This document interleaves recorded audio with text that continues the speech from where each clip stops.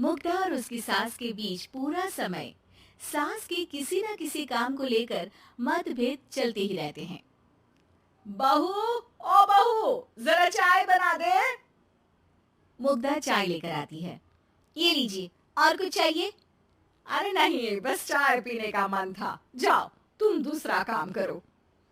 चाय पीने के थोड़ी देर बाद सास दोबारा मुग्धा को आवाज लगाती है।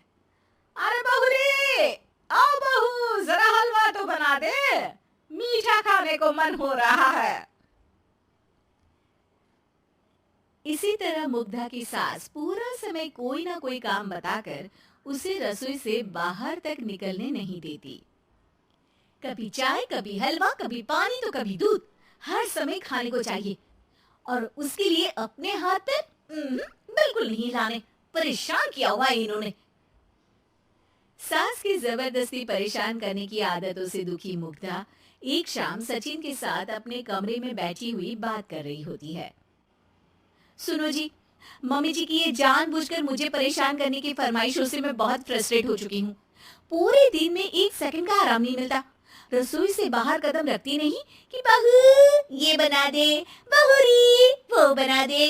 अरे इनकी फरमाइशें चलती रहती है।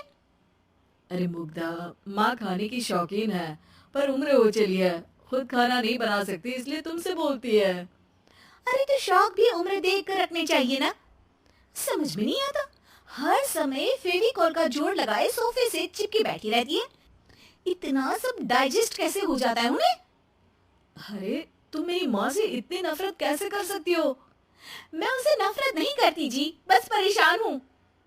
जहाँ मुग्धा अपने पति से ये सब बोल रही होती है, वहीं उसकी सास भी कमरे के बाहर दरवाजे से कान लगाए सारी बातें सुन रही होती है और अगली दोपहर रसोई में मुग्धा के पास जाती है। बहू, आज ना मेरा कुछ मसालेदार खाने का मन है। तो चाय बना दूं? मुझे बहुत पसंद है। अरे ना, ऐसा कर लिट्टी चोखा बना ले। और हाँ, जितना मसाला बातों में मिलाकर पति को सुनाती हो ना, सब्जी में भी वैसे ही डाला करो, खाना स्वादिष्ट बनेगा। सास की बात सुनकर मुग्धा हैरान रह जाती है। मतलब अब पूरा समय मुझ पर हुक्म चलाने के साथ बंद कमरे में हुई पति पत्नी की बीच की बातें भी सुनती है? अरे बात जब मेरी थी तो सुनने में क्या दिक्कत है? ये कहकर सास वहां से चली जाती है। अरे अब तो हद पार हो गई। इस तरह से तो ये मेरा जीना मुश्किल कर देंगी। मुग्धा सास की हरकतों से परेशान उसका हल सोचने लगती है और इसी तरह कुछ दिन बीत जाते हैं जिसमें सास का जन्मदिन आता है। मुग्धा बहुत खुशी के साथ अपनी सास को एंड्रॉइड मोबाइल गिफ्ट करती है। मम्मी, आपको सबसे बात करने के लिए बहुत दिक्कत होती है ना? कभी सचिन तो कभी मुझे बोलना पड़ता है, पर इस मोबाइल से आपको कोई दिक्कत नहीं होगी। एक जगह बैठे बैठे बहुत कुछ कर सकती हैं अब आप। मोबाइल देख सासू माँ खुश हो जाती है, पर उसे इस्तेमाल करना तो आता नहीं, इसलिए साइड में रख देती है।